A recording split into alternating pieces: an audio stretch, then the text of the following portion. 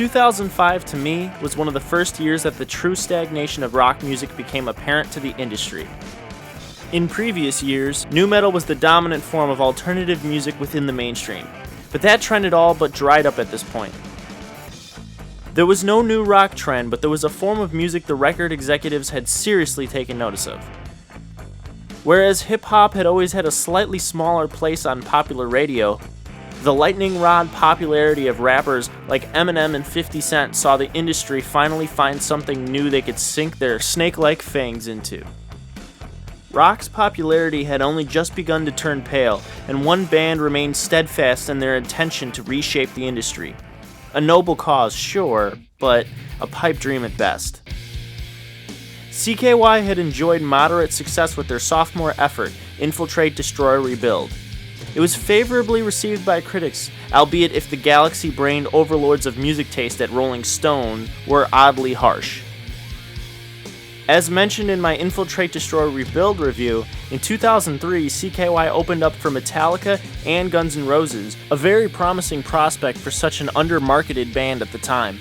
CKY even released a DVD set with music videos for every song on IDR, with loads of bonus footage, to great fanfare, and were able to promote it with a live performance on The Late Late Show with Craig Kilborn.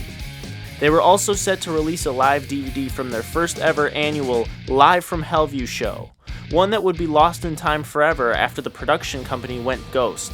CKY would begin to play shows internationally in 2004 to great success. It seemed like all was riding high for CKY, and Bam Margera's massive success definitely helped boost them to their peak popularity. Finally, in April 2004 they felt it was now time to record their third release.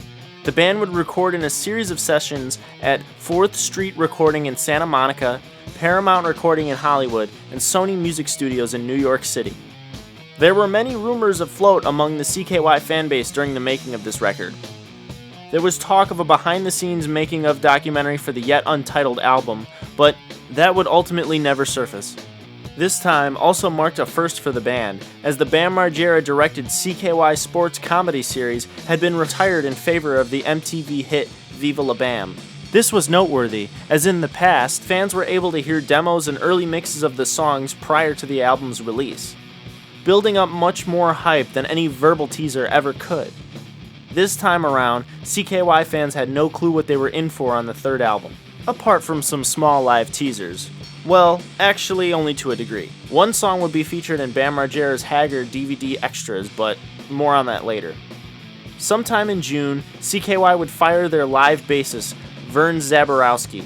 Apparently at a show in Milwaukee, Chad had asked the crowd if they noticed anyone missing. The crowd replied with shouts of Vern's name, and Chad gleefully replying, "We fired his ass. Fuck him."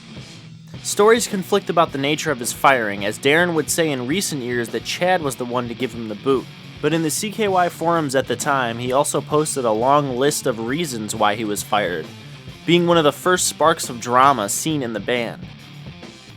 But Chad would replace Vern on live bass duties for the time being. You play bass? No. Can you learn? You have a B on your hat. I figured maybe it stood for bass. Red Sox. Never heard of him. In late 2004, lead writer, singer, and rhythm guitarist Darren Miller would announce the upcoming release of a Death tribute album, which featured a litany of metal and rock musicians in the industry, which was also being helmed by the legendary James Murphy of Death, Testament, and more. This album would never see the light of day, but Darren also announced the release of a new Foreign Objects album, which was originally shelved in '98, and a few interesting tidbits about the new CKY album. Firstly, the new album was titled The Butcher's Hand, and it featured songs with titles like Mesmerized, Hold Your Breath, and All Power to the Slaves. Sadly, the direction for this record would be limited in execution, in a way that their fans would take note of. For the album, the band would not use any Moog synthesizers, instead opting to concentrate the CKY sound down to its barest elements, heavy riffs, and a tight matching rhythm section. Darren has claimed that this was Chad's idea, and one he strongly disagreed with. It was during the finishing of this record that things nearly took a turn for the catastrophic. After all of the recording had been completed, Darren had received a call late in the night from Chad Ginsburg. Chad had informed Darren that the new album had been erased. To put it succinctly, the drive that the songs were saved to had crashed, with all of their work now missing. One of the engineers at 4th Street Recording had forgotten to back up the files, and it was said that an overload of data caused the drive to actually melt. The band had to front upwards of $30,000 in the hiring of specialists to recover the album. Many files were recovered, albeit disorganized and scattered about like a puzzle. Guitar and vocal takes that were set to make it on the final release were missing, and the band had to either re-record them or use takes that weren't supposed to make it. They entered Sony Music Studios to rebuild the record as well as they could, but the process left the band's morale in a sordid state regarding their work. By April 2005, the album's name had changed to something a lot less edgy, but a little bit more on the weird side. Finally, CKY's third record would be slated for a June 2005 release. After 3 years and some major setbacks, could the band be as viable as they once were? Well, as the album title says, and let me get really fucking corny here, an answer can be found.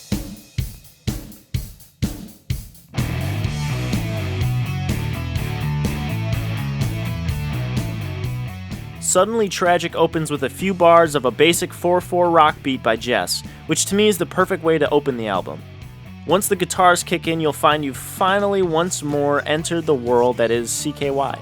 The main riff is instantly striking as more complex and technical sounding than most of what had been heard on the first two albums. The bridge riff really gives me this 8-bit arcadey feel that feels akin to something I'd hear on like the Game Boy Color or something.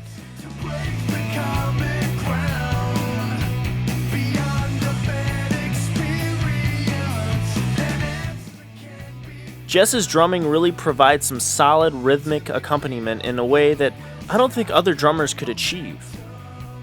Suddenly Tragic features one of the first times listeners were treated to a guitar solo on a CKY song. Chad's soloing is as exciting as it is interesting to hear, but the inclusion of solos feels like a way for the band to fill out some of the repeated sections while sticking to their strict no synthesizers policy.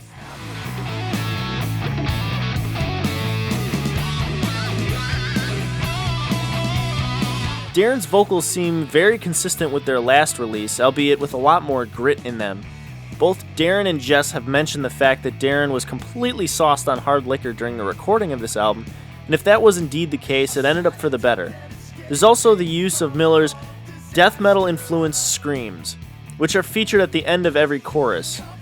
This is the first time said vocal technique had been used so prominently, and if you were attending CKY shows around this time, you'll notice how frequently he uses it almost on every song, signifying to me just how much he wanted to be playing death metal around this time. Lyrically, it's one of the few songs in which Darren doesn't fully understand the meaning. It's all about interpretation here, guys. The song has its little twists and turns, and like Sink Into the Underground, I didn't expect the song to shift the way it did in the chorus, which only adds to that unique, diverse experience you get on a CKY record. I remember hearing this album for the first time in November 2013. I'd only heard the first two albums and refused to listen to Answer until I got it on CD and could listen the whole way through. I popped it into my CD player and was immediately blown away by the precisive force of this song. Yes, it's technical, but with a very pop-like sensibility as it pertains to how catchy the melodies are.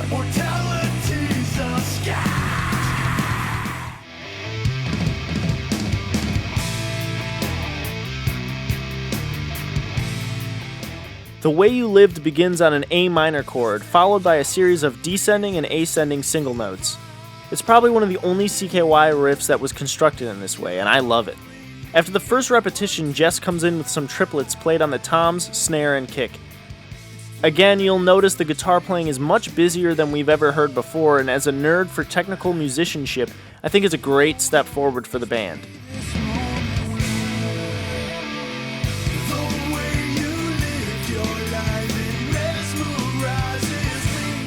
The post-chorus riffage is super dense, and if you're not an experienced guitar player, get ready for a world of frustration. That being said, it is one of the coolest riffs on the album. Lyrically, this track tells the tale of a man whose wife recently committed suicide. The post-chorus backup vocals are handled by Philly-born singer Jenna Krause, who I've heard was actually Chad's girlfriend during this time. This is where you'll notice the song could really benefit from the inclusion of Moogs. Krause does a good job at filling this space, but the song is really aching for some synth leads. The post-chorus bridge also features some surprisingly out-of-the-box drum composition by Jess. Sure, it's nothing extreme or that exciting, and as we know, Jess is no virtuoso on the drums. But all that being said, the drumming is definitely more difficult than anything heard on the last two albums, and for that, I'll give him a lot of credit. The Way You Lived features a more straightforward rock sensibility, still just as technical, but I could see this song doing well on the radio. But I think we should know by now that Island wasn't at all keen on pouring money into their promotion like they were with their other, much more important artists.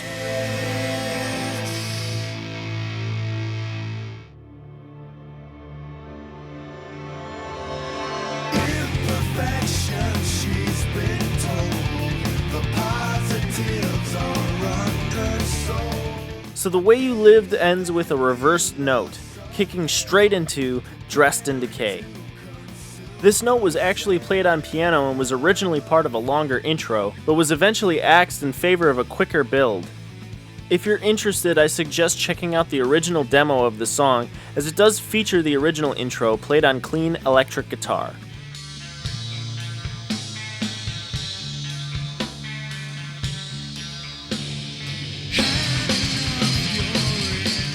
Dressed in Decay instantly bursts into high energy.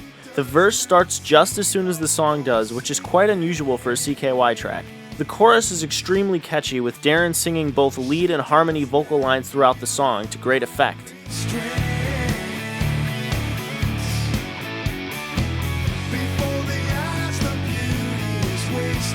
I don't want to guarantee, but final guarantee, yeah, this one will be stuck in your head for days, and I can say that from first-hand experience. The guitar playing on Dressed in Decay is super dense, with Darren quickly string skipping and alternate picking. While we'd heard quick alternate picking riffs like this before on Sporadic Movement, Frenetic Amnesic, and Flesh into Gear, Dressed in Decay is really the beginning of what would be heard so much more frequently on their next album. It seems Miller's need to write more complicated riffs would be disliked by the rest of the band. Jess has even criticized them in the past, calling them blicka blicka riffs. And Darren has stated in several interviews that Jess couldn't quite keep up with his more death metal inspired riffing. Speaking of the guitar playing, this track in particular had to be entirely re-recorded on guitar after the infamous hard drive melt that nearly lost the entire album. Lyrically, Dressed in Decay was based on the bizarre cult biographical film Superstar, the Karen Carpenter story. If you like weird underground films from the 80s, definitely give this one a watch. Essentially, Karen Carpenter was a pop singer in the 70s who shot into stardom, and just as quickly fell into the painful clutches of severe anorexia and died in 1983 by cardiac arrest after spending years abusing Ipecac syrup to induce vomiting.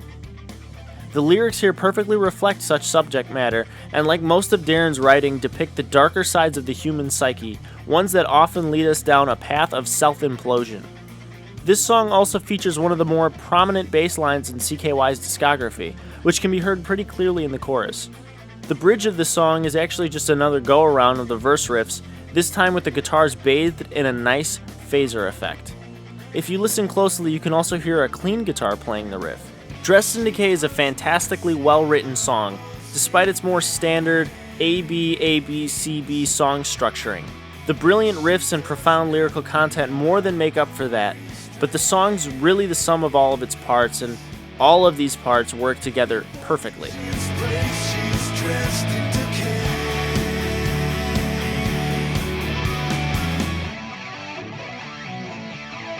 Familiar Realm is certainly in my top 10 CKY songs of all time.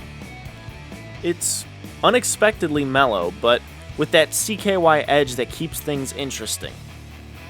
Guitar-wise, the song chugs along on Darren's low E string, or low D string if we're being exact, since this album was written and recorded in D standard tuning. The chorus is one of, if not the, most catchy chorus that the band has ever recorded, which is all by design. Darren has stated that this song was written when Island had asked the band to write a song that they could market to a wider audience. The band reluctantly obliged, and it paid off quite well for them, but more on that later. The lyrics reflect their feelings when forced to compromise and make a single worthy of radio play.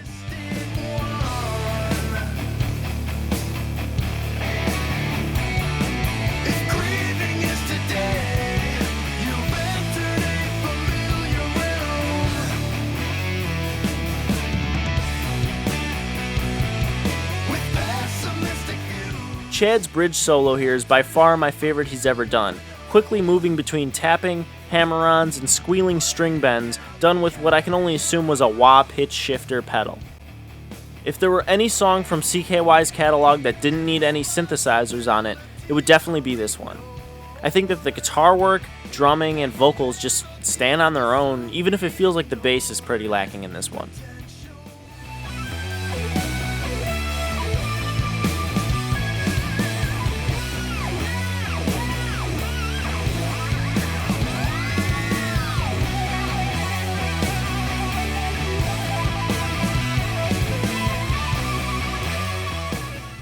It's a more simply written song than any of the others that preceded it, but I think it's a good rest from the more involved playing that's so strongly featured on this album. Familiar Realm could have easily fit on a more blues rock album, but I feel like none could have done this song quite as uniquely as CKY did.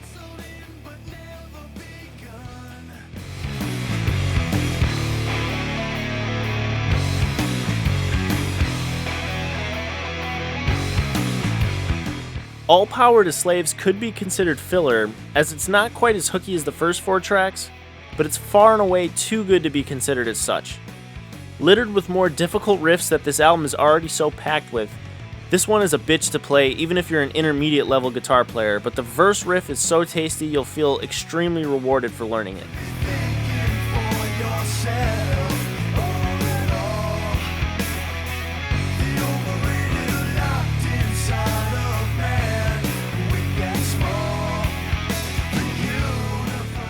The song's lyrics reflect the freedom of those shackled by the control of others, which is refreshing in a sense because I feel like a song with this title would most likely be filled with tired, political, moralistic preaching.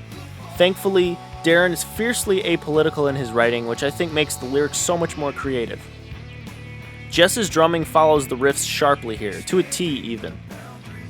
I've brought this up in my past reviews and will likely bring it up several more times in this review alone. Mostly because it's really inventive drumming. Anyone can keep a beat, that's the bare bones basics of a drummer's job. But to attune your drumming so precisely to the riffs you're playing on is nothing short of brilliant in my eyes, and is what makes Jess Margera such an underrated drummer. The bass complements the riffage here quite well, breathing freely with the guitars.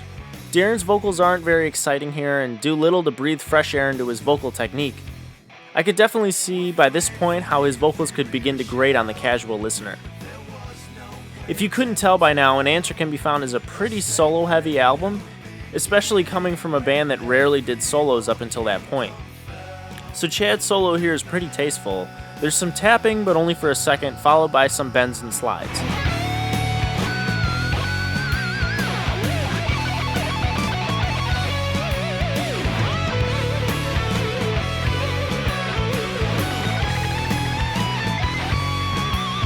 All Power to Slaves is one of the weakest tracks on the album, but it's still a lot of fun to play on any instrument. I think the chorus could have used some extra meat via synthesizers, but it's still a very solid track regardless.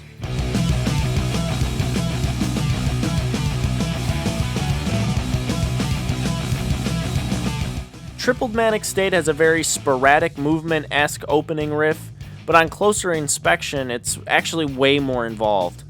It's pretty hard to pick out what the hardest song on the album is, guitar-wise, but if you put a gun to my head, I'll probably tell you Tripled Manic State. I'd say the riffs on this one are nothing short of mind-blowing. The octave-heavy guitar sound on this one has an almost electronic synthetic sound, comparable in some ways to the guitar sound on the intro of IDR's Frenetic Amnesic. It's unique and very out of the ordinary. Tripled Manic State is actually a continuation of IDR's Inhuman Creation Station, deepening the lore of a post-apocalyptic world of industry conformity gone mad.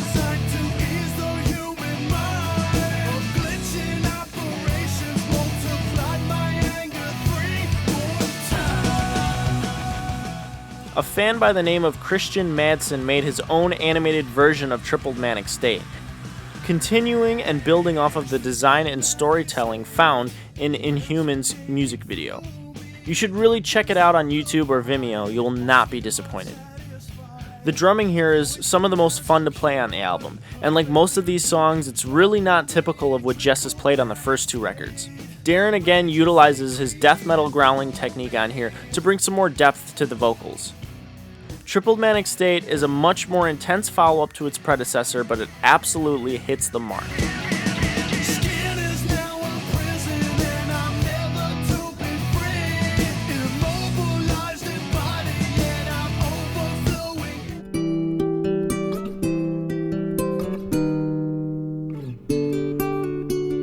Behind the Screams clocks in at 1 minute and 34 seconds, the shortest CKY song out of the 4 main albums. It's a bite-sized, acoustic noodling, but compelling and well-executed either way. I've played it on guitar for people before, and it's funny to me that I've had at least 3 people ask me if I was playing Stairway to Heaven. This track was first heard in the Haggard Making Of documentary from 2003. This song, in a slightly different form, was soundtracked to the painfully honest Brandon Novak segment of the documentary. This is why the song is titled as so. Get it? Behind the scenes, behind the screams. It seems another reasons for the song's title is because the prior song ends with a prolonged scream. Well, after hearing it on Haggard's bonus features, fans demanded to hear this on a CKY album, and just as with Close Yet Far, the band was happy to oblige. Apparently Jess and Chad thought the acoustic piece should be its own fully fleshed out song, but Darren felt it was best to stick to the single acoustic guitar track. This track is quieter than anything else on the album, so if you're somehow watching this before you actually hear the album, just brace yourself. Yep, Deceit is Striking Gold is pure ear rape after the quietness of Behind the Screams. The band actually tried to do this same thing on Volume 1, but it's nowhere near as effective as on this album. This track opens with some goofy-ass lyrics, I must admit.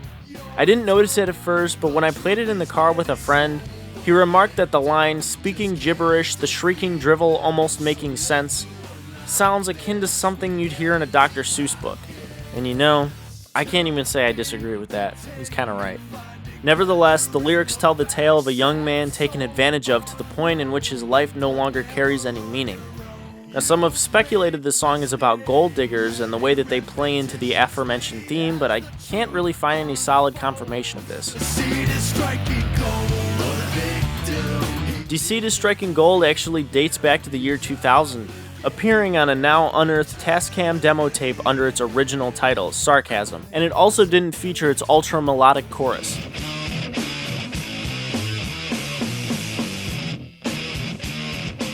It was then re-recorded in 2002 at Hawaii's Audio Resource for the IDR album, but vocals were never added and thusly it never made the cut.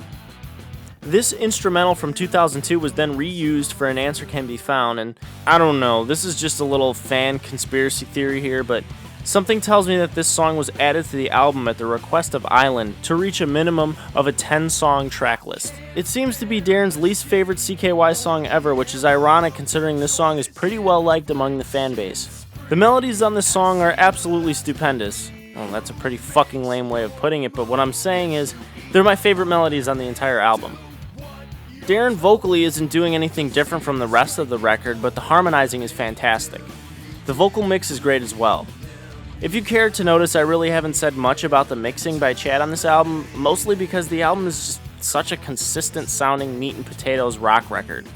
There's just not too much to say about it. The verses are a bit plodding and slow, and the overall song structure is actually really weak, but the chorus more than makes up for that. In fact, the chorus alone could have made this song a hit. But maybe that's why Darren hated it and it was never played live.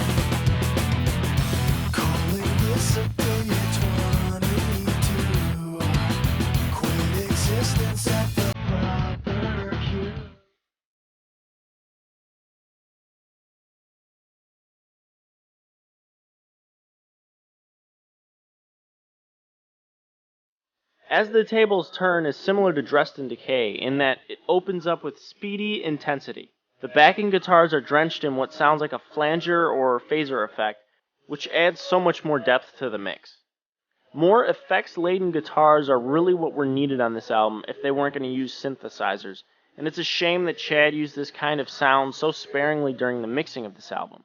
Both the speed and key of this song contribute to a very intense, dramatic atmosphere, and it's really no wonder this song made it into a racing video game like Burnout Revenge. The drums are played tightly in the pocket of the groove, and the alternate picking guitar rhythms suit the song perfectly.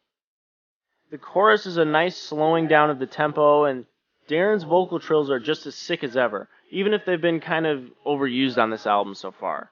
The bass is super weak on this song though. There's no particular attempt to make the bass stand out here as far as both writing and mixing are concerned. You'd think the chorus verse would be a perfect time for the bass to take the forefront, but sadly it never does.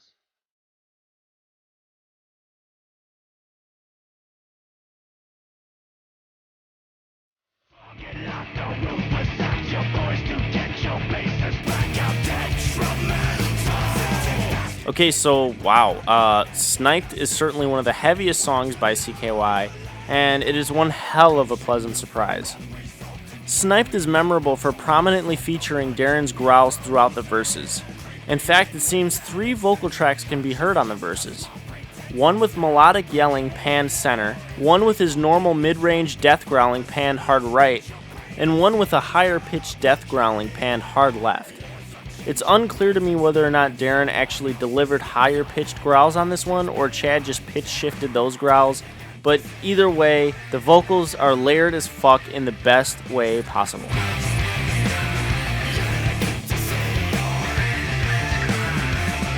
Despite the death metal inspired vocal approach in the verses, the riff in the verse is extremely simplistic in comparison to most death metal. The chorus riff, however, is one of the most underrated CKY riffs ever written. It's extremely heavy without being too on the nose. Let's just call it death metal adjacent. The bridge towards the end is mellow and slowed down with a very synth-like lead guitar.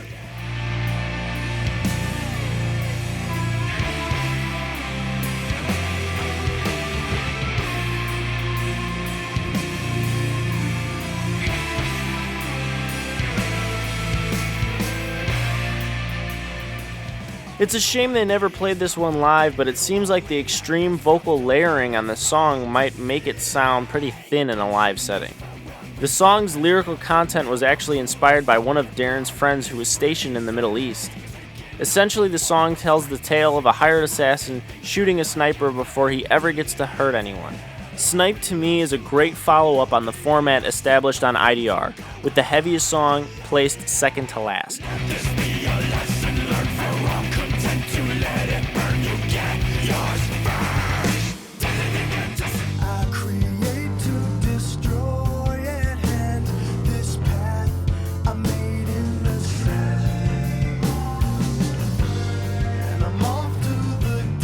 Don't Hold Your Breath is such a perfect downer ending.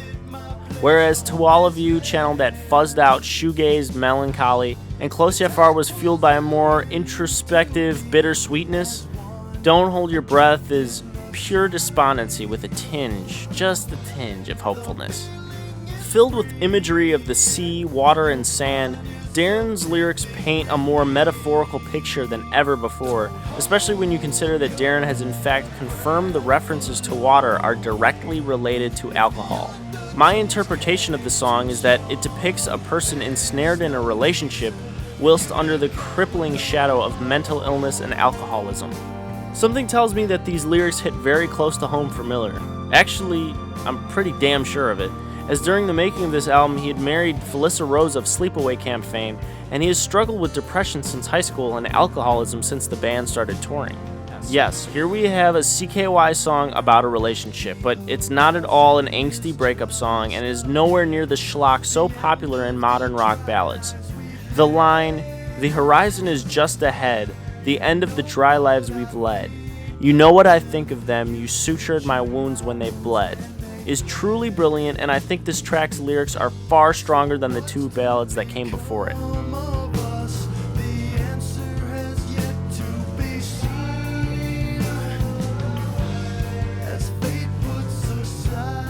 Don't Hold Your Breath is permeated with clean guitars playing some of the most morose single notes I've ever heard, a mostly toned down drum performance, and a very simple but excellent guitar solo in the song's break.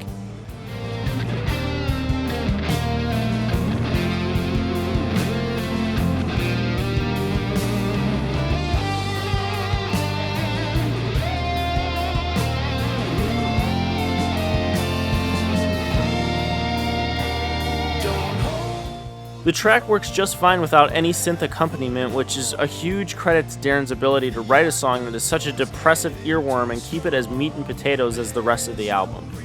It's one of those few songs I've heard and couldn't decide whether I liked the verse or the chorus more. Sadly, this song has been confirmed as only been played live twice, but part of me understands why the band would rather play songs like To All of You and Close Yet Far, as they are clearly fan favorite closers.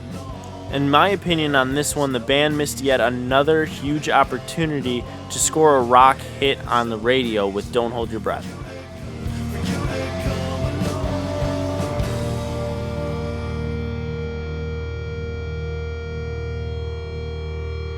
An answer can be found released on June 28, 2005 to a bit of a mixed reaction.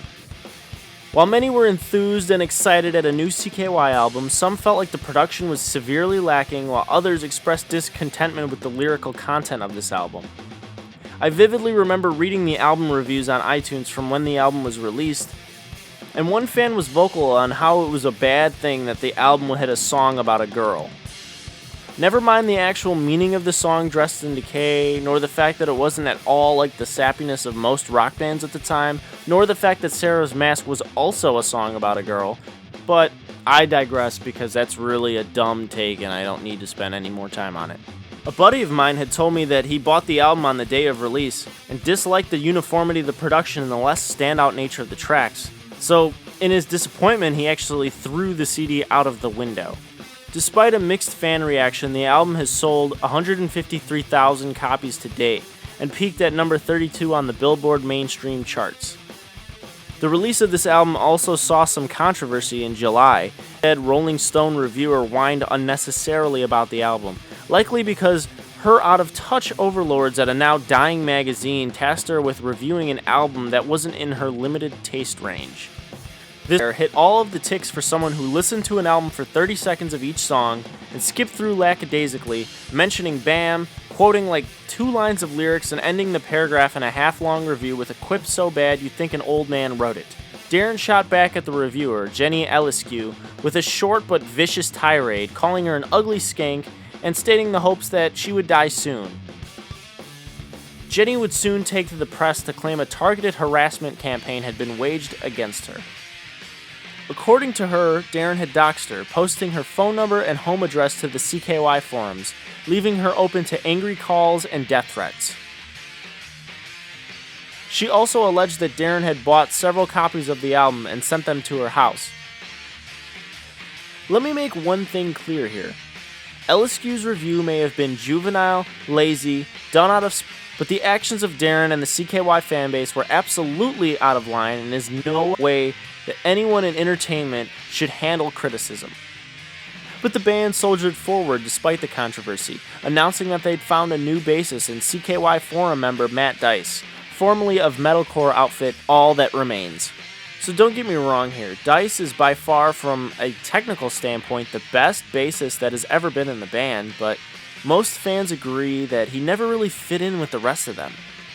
I guess most of this seems to be an age issue, as the rest of the band were either in or nearing their 30s, while Matt was a green 22-year-old when he joined.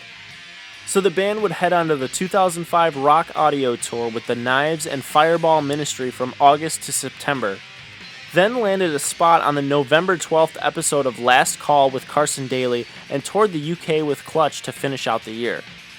Despite there being a music video planned for the opening track Suddenly Tragic, CKY decided in April 2006 it was due time to leave Island, whom they rightly felt had failed to adequately push them amongst a sea of generic alternative rock groups clouding the charts.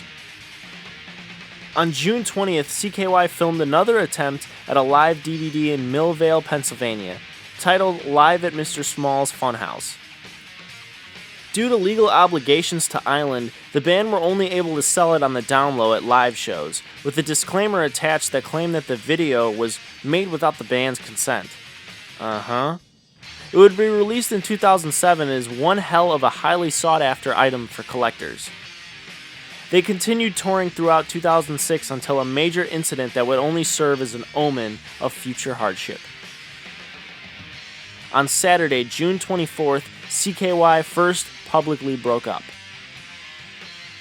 There's not really much information out there, but what I've been told from eyewitnesses is that the show was mostly fine for the first few songs, but an intoxicated Darren would cut the show very short, throwing his guitar at the venue's overhead lighting grid. Fans were shocked, confused, and really fucking pissed. Darren would soon take to the CKY forums to apologize to all the fans who came to the show, explaining that his lifestyle had gotten stale and the alcohol abuse had to stop. He would receive treatment for his alcohol abuse and rejoin the band, but this would only serve as a first chapter to a saga of dysfunction. 2006 was also the year that the members of CKY began exploring the possibilities of having side projects.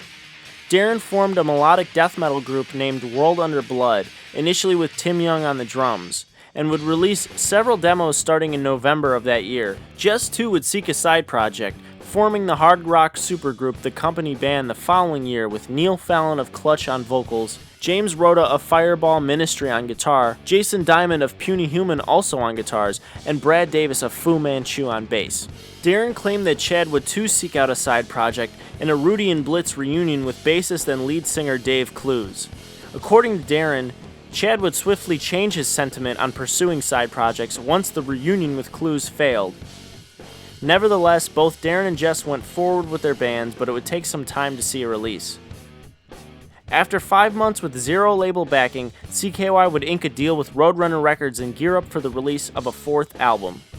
Thanks in part to the help of Roadrunner's legendary A&R representative and old friend of Darren, Monty Connor. Little did the band know that these events would soon set them all on a collision course that would lead to their downfall.